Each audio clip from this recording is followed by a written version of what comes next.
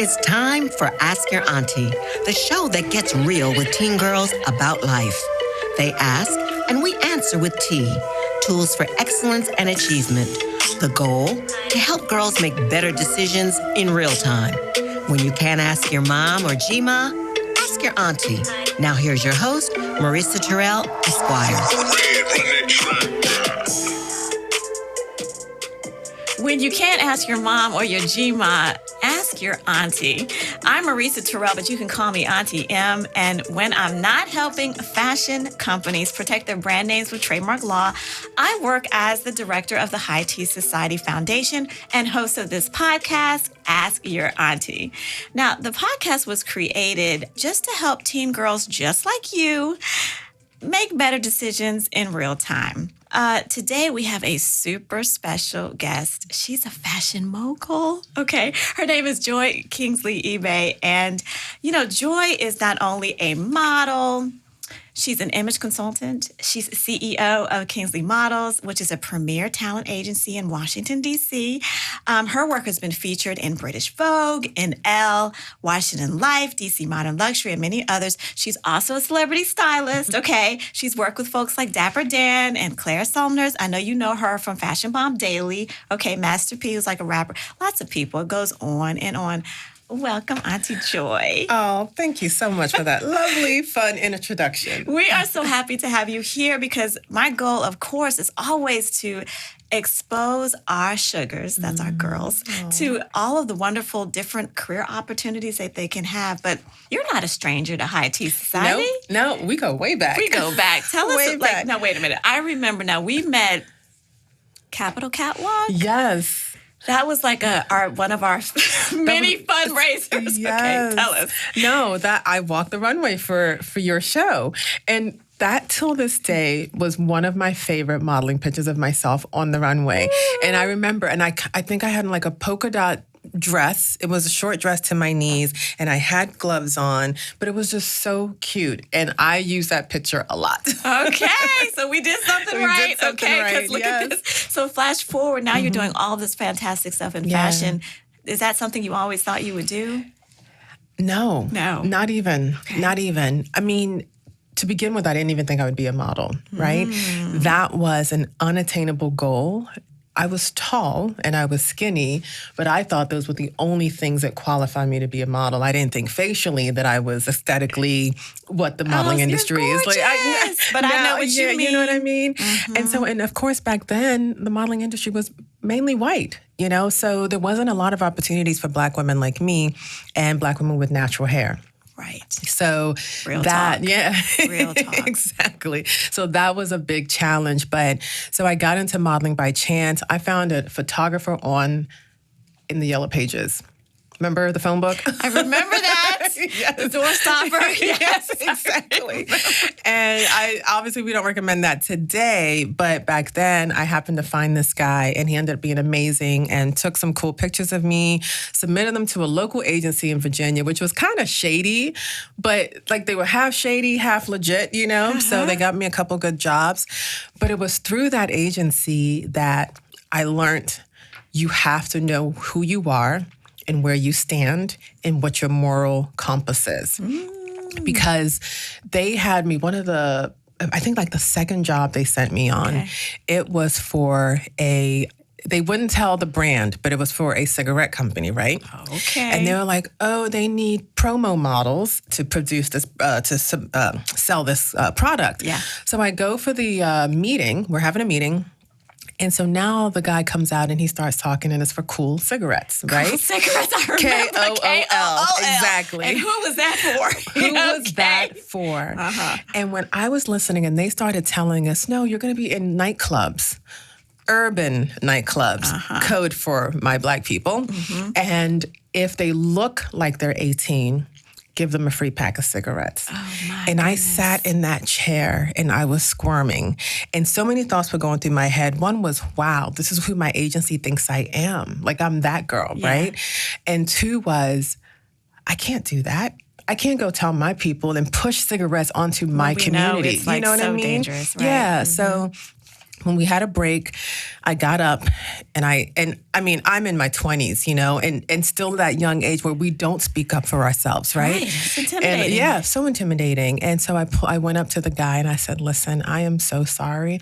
I said, but I just can't. I said, morally, this is against everything I stand for. Look at you. Yeah, Okay, I big did. girl. I did. And, you know, and I was like, they're going to cut me from the agency. This is going to ruin everything. No. And then I had to call my agency and have the big girl talk with them and say, you know, this is not the type of work that I want. And they respected it, but I didn't work with them much longer after that. But it was, you know, and it's now one of the advice that I carry with myself is, and Oprah said it once you get into this entertainment industry, if you don't know who you are, the industry will tell you who you are. Right, boundaries. Yeah. Boundaries. And that actually works in life too, right? You got to know what you're going to do before and what you're not going to do before you go to the party. Exactly. Okay, you got to know how much you're going to drink or what you're not going to drink before you get into that situation, what type of guy. Absolutely. Before you get there, you better know, because otherwise people can sort of try to talk you into some things. You into it, and you will do it. Yeah, that's what happens. So you got to have a compass.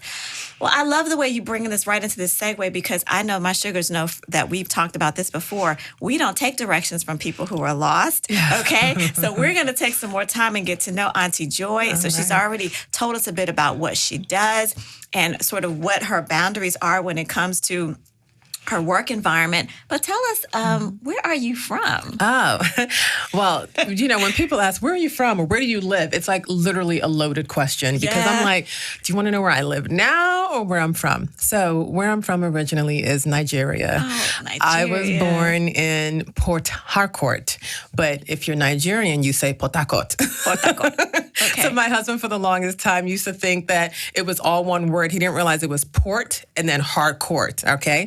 So I was born in our port town in the east. And when you're a Nigerian, you typically want to say what village you're from, right?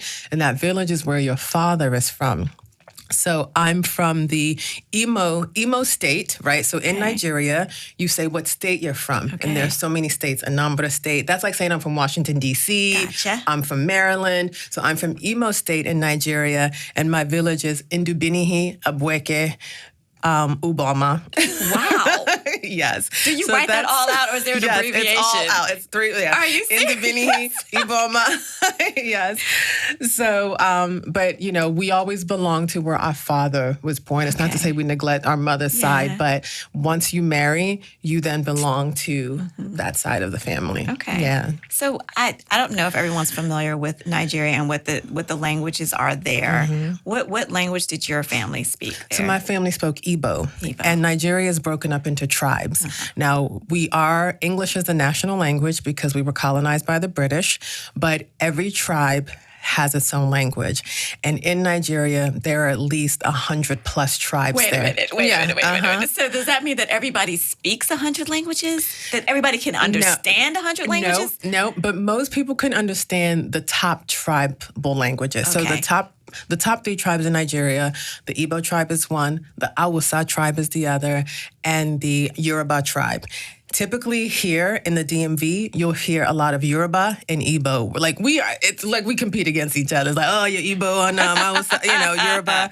So, but yeah, so it's everyone speaks that language. My mom can speak a little bit of all 3. Okay, tell us good morning, hello, something. So, Kedu. Kedu, and that's Kedu, and that means hello, how are you? Okay. Then now we also have what we call broken English in Nigeria, right? Okay. So that's like a patois or something? Kind of like a patois, kind of like how we talk, like, yo, what's up? Right, you know what I'm saying? Our dialect, right? Okay. So we would say, how far now? So if I come up to you, hey, Marissa, how far? That means, how are you? Like, what's going on, you know? What's so good? It's kind of, and then you'll say, I day well. Are they well? Mm-hmm. Are they well? And that just means, I'm well, I'm fine. Okay. Yeah. All right. I've learned something new. Okay. So we're moving into our Q&A portion, but we still want to we got a couple more questions, just intro questions for you. Now, your superpower. We know that all of us has something that our friends call us for. Yeah. What would be yours? Gosh, superpower. Mine always has something to do around with lifting, sports, I was an athlete yes, so people want me to participate in anything that requires exercising or teaching or coaching. Oh, I see. Okay. So because I was such like a motivation? big Motivation. Yeah, basically. And I'm strong. the motivation arm of the because when I played sports in high school and in college and professionally, I was always a team captain. I was a motivator. One of those yes, I was the competitive one. Uh-huh. So if you needed me, you knew we were going to win. And and I was the one that always was that motivator and the one that would stand up. And I guess let me switch that a little bit. I'm the one that's always going to speak out.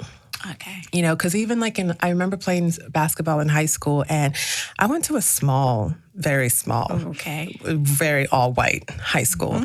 And so when we would play the public teams that had more Black people on the team, I'm the only Black person on the team.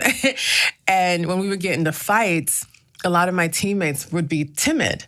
So I would be the one to stand up. Not me. My little 110-pound soaking wet would be what is with us, right? I understand that. That was me. And Lord knows I am a lot smaller than you. Exactly. And as a little kid, I was all eyes. And I would just be like, I know you're not talking about my sister. Exactly. What was I going to do? I had a lot of friends, though, who were older than me. Who had my back. That's what, knowing that, right? Trouble. Okay, so tell me what high school was like. You told me a little bit, but for your family, where did you fit into the nucleus there? Yeah, so I was kind of the middle child. We had 4 of us, so I was the third. And but high school was kind of challenging because we had a major tragedy that happened to our family before I got into high school. And I won't even say high school because the school I went to was from 7th to 12th grade. Right, okay. And my graduating class was 50 or 60 people. That's how small it was, okay? It's really small. Very small. And there were maybe 12 or so, give or take, Black students at the whole school from 7th to 12th grade. So mind you, my family moved. I told you I was born in Nigeria. We migrated to London, then New York, Maryland, then Virginia for that high school. Okay. And this was right on the heels of my father being murdered. God. When my family lived in Maryland, my father was murdered at a gas station robbery. So a lot of those early years, I just feel like we're so blocked out, and it was just survival mode and trying to fit in and also not talking about it because it's so funny now. Well, not funny, but interesting that a lot of my high school friends, they have no idea what my family went through. That is amazing. And they lived it. I was in school with them all these years. So it was challenging, but I got into sports, and sports is what kind of pulled me and my siblings out of that shell. We became the cool kids because of that. I mean, when you're one of the few Black people in the school, then you're the great athletes. You're very memorable. Yes, exactly. I know that much. Exactly. So sports really did it for us, and it helped me find my way, so that's what. And I, being even student-wise, I remember being timid in school because when you go from a Black public school system to a white private school system. Ooh, it's different. It's different. It's very different. They're on a different level. They learn more. Their vocabulary was so much different than mine was. I remember that too. I wasn't coming from a public school, but I was coming from a private school in Southeast. Went to St. Agnes, which is one of those schools from 7th to 12th grade, and I went there in the maybe 7th grade, I guess. It was one of those kindergarten all the way up schools. And they were reading Beowulf. Yeah. Okay. And you're like, what is that? In the 7th grade, girl. I was like, yes. Thank God my parents made us read because I would have been in trouble. Been lost. Yeah. And I think to me too, thank God, my mom, I used to read also to get out of chores. So I would be in my room reading books and my mom would be like, leave your sister alone. She's reading, Right. So I didn't have to do any chores. But thank God for that. And so I remember always being afraid to raise my hand. Yeah. It wasn't until my junior or senior year where I started realizing you're smart too, Yeah. But they didn't make me feel smart in school because also us being the only Black students there, they didn't know how to deal with us either. Teachers as well. And this is no shade to them. they just didn't know. Lack of what I mean? experience, Exactly. lack of exposure. Yep. Right. And they didn't know how to deal with children that came with that much trauma. Sure. So, yeah. And that is part of what we know for High Tea Society and the research that we've done. Many of the reasons why our girls are treated differently in school environments, this adultification that happens with them, where folks look at them and their experiences and think they're adults now and that they don't need to be given grace or second chances. So isn't that wonderful that someone gave you guys a little bit more support than a lot of our girls get? It makes a huge difference. It does. It makes really a huge, does. huge difference. Okay, I'm feeling like I know Auntie Joy. Oh, good. I'm feeling like I'm wanting to move into this Q&A segment. I know that we like to dedicate our Q&A segment to a special someone. And I'm thinking, I know that we sort of chatted about this before, but shall we dedicate this to young Joy? That would be cute. Okay. What was her nickname? Did she have one that can be said on air? Yes, she does. But it's so funny because I was a child in my family that had all the nicknames. So my first nickname was Alika. Okay. That's Igbo for lizard. Because I was tall and lanky and long arms and long legs, right? Okay, said with love, I'm hoping. Exactly, right. And it's cute because now my uncles still call me that, right? Then my other nickname was Chewinty. And that sounds so pretty. Right. And it's literally my mom chewing the word sweetie, Aww. And so till this day, if I call my mother, she's like, Chewinty, is that you? Love it. Yes. Oh, that's sweet. Yeah. So those are my nicknames. Okay. So to Chewinty. Yes. All right. That's who we're dedicating this for. So let's get into some of these questions. We get a lot of our questions from Washington Leadership Public Charter School in Northeast. And then we also get some through DMs and stuff to High Tea Society. Sweet. First question, what does it mean to trust your gut? And then how do you even know what it's saying? Yeah. Okay. Well, let's go back to the first story I told about my modeling experience. Yeah. I trusted my gut. Right. Because that went against the grain, everything. Right? And my stomach, it was just turning and it didn't feel right. And especially as women, our guts never stray us, okay? And I think it's important for you to listen to that because, I can go on about so many different modeling experiences that I had where I got in situations and it did not feel right. I remember I went to an audition in New York once and the photographer was laying on the bed and just everything was creepy about it. And there was another model in there before me. And I was like, you know what? I'm just going to slide out the back door. And I just left. But, trust that gut because it doesn't steer you wrong. When you feel your antennas or your hairs rise, And run. it can be hard because when you say trust your gut, you're talking about leaving money on the table. You're talking about maybe leaving an opportunity that you don't think you're going to get back. And in the dating game, you might be talking about leaving somebody you think is like the best thing that ever happened to you. In the dating game, girls, know this. Okay, Please, okay? Never think you can never do better than what you have. Oh, true. Because I can't tell you, every relationship I had, I was like, oh my God, he was good, but what if I break up and I can't find a better man than him? No, the next one was better. Yes. And the next one after that was better. Still. And then you start realizing who you are and what you want and what you need. And if you're gonna date, that's what that is for. It's for understanding the tools and the characteristics you want in the man you're gonna make your partner for life. Yeah. It's a big world. Yes. It's a big world. Like, don't settle. Yes. I think that's what you're saying. Don't settle. And I remember I used to write these lists of what I thought I wanted, and I watched this list change the more I dated. I was like, that doesn't matter. Have a car? That doesn't matter. Right. It's how, kindness. His heart. It's the kindness. It's the compassion.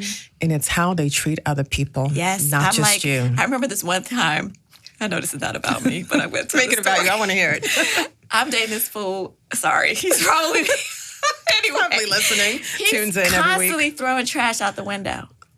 Now that seems like a very simple thing. But I said that, so he has no respect for the world that God created. Yep. He don't have no respect for me because I've told him I don't like that. Yep. but he keeps doing this. I He's hate one of those that. people that pulls off and like leaves stuff on the ground. He probably just spits in front of you like, too. yeah, I'm like, I hate why? that. Men, don't. Just What stop. I'm saying is that's not going to change. And you No. think you're going to get him to take the trash out? It's not going to happen. No. Okay, so that's what I'm a saying. prime example. I still Yeah, get mad when I see something small. people driving and they throw something out the window. I'm like, what in It's the respect. world? Yes. It's respect. So you've got to like pick up these cues. Yes. So you can see that in the modeling world. You can see that in your work environment. You see that in school, and you absolutely see it in dating. Okay. Absolutely. Here's another one.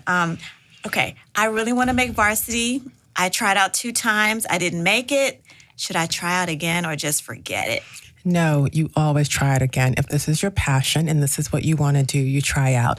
I didn't make the varsity team the first year I tried out, and then I tried out again, and then I made it.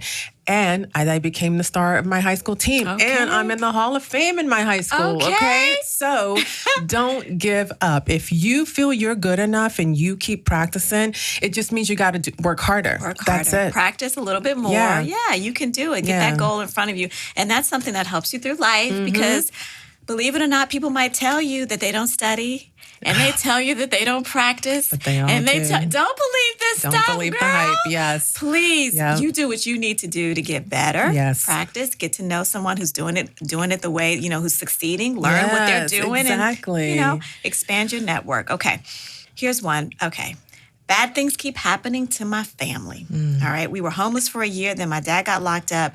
I'm worried about my little sister. How do I keep her safe? Wow, that's a heavy one. It's a heavy one. That's a very heavy one. Well, as far as your sister goes, just continue. You guys just be together. Don't leave each other's side because that's all you have. But I hope that my story can be an inspiration to you because I have said those exact same words. I said earlier that my father was murdered. What I didn't say was my older brother was also murdered. And what I didn't say before that is my family has experienced many, many, many instances of gun violence in our lives, right?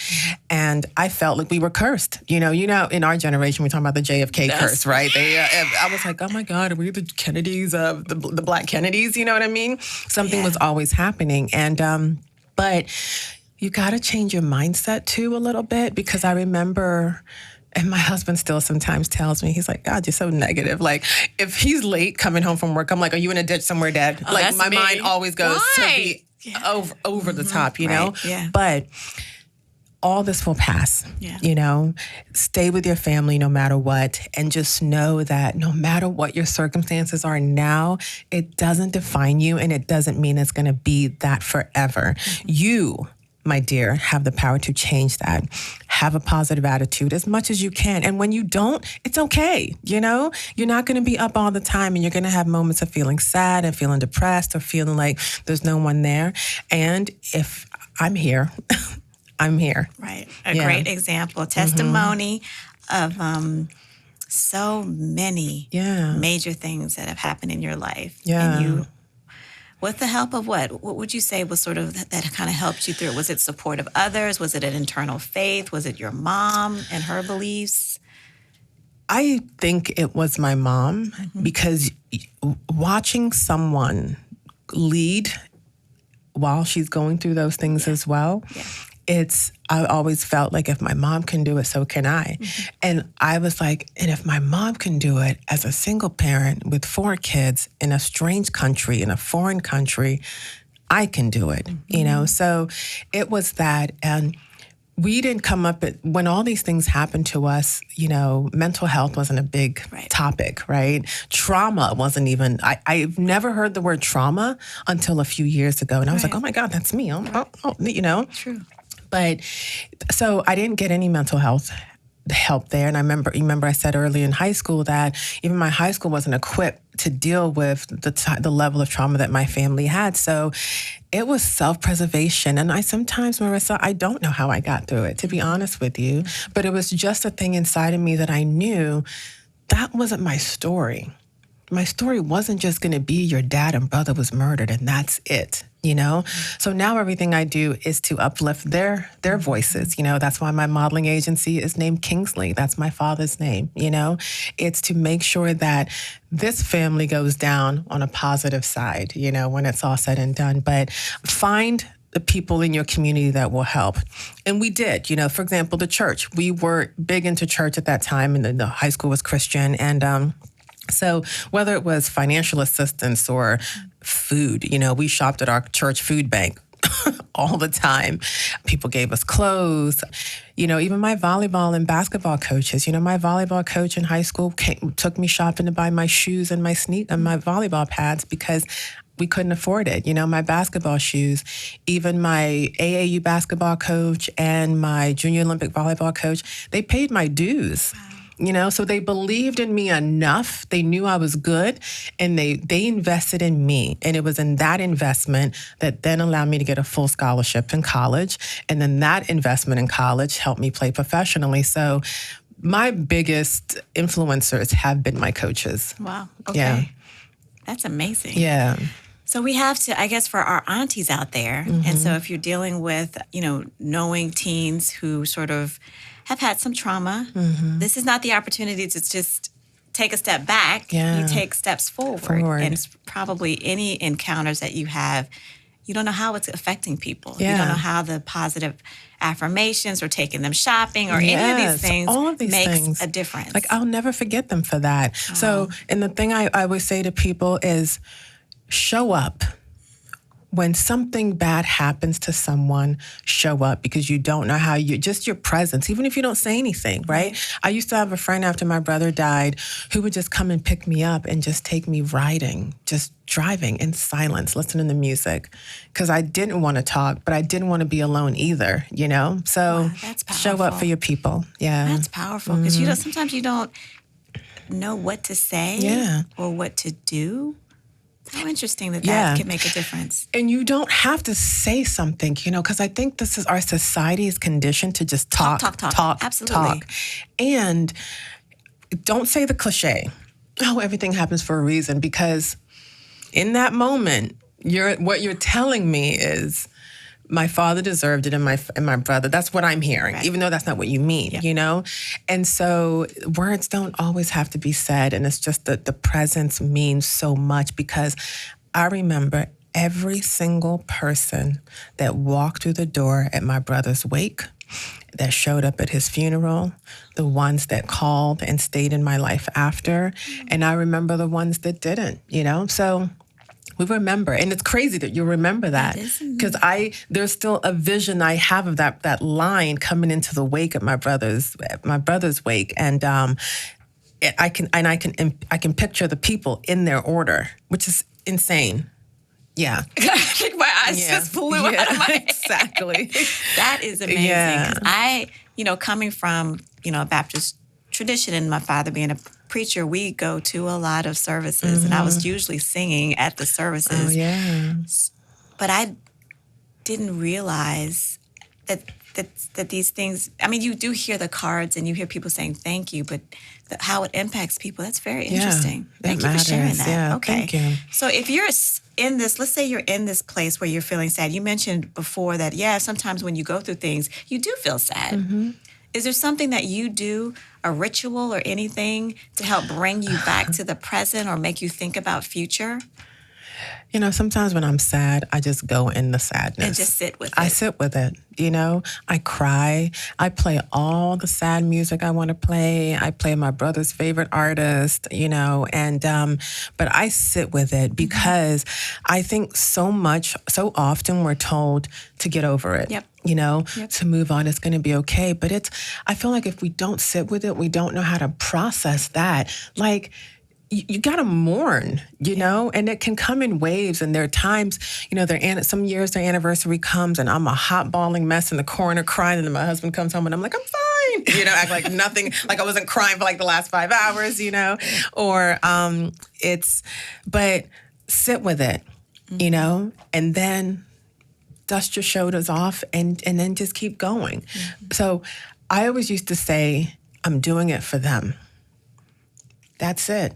Because these were men in my life that loved life, that loved education, that loved. So I know, like, when I'm traveling, I'm like, oh, my brother would have loved this. So I'm going to enjoy this moment for my brother. Yep. Yeah. So live for them. I see. Okay. Wow. I can't believe our time has flown by, girl. That is it. But I want to thank you, Auntie Joy, for sharing your tea with us today. You know, growing up in D.C. is hard. Yes. But Sugar, you don't have to do it alone. You can join us every week for reliable answers to your questions. I am Auntie M, Director of the High Tea Society, and you can send your questions to @HighTeaSocietyINC, or you can email us at hello@highteasociety.org. We have the tea to help girls succeed, tools for excellence and achievement. Thanks for joining us today. You've been listening to Ask Your Auntie with your host, Marisa Terrell, Esquire. The transition from girlhood to womanhood can be difficult without guidance. We have the tea to help girls succeed. When you can't ask your mom or G-Ma, ask your auntie.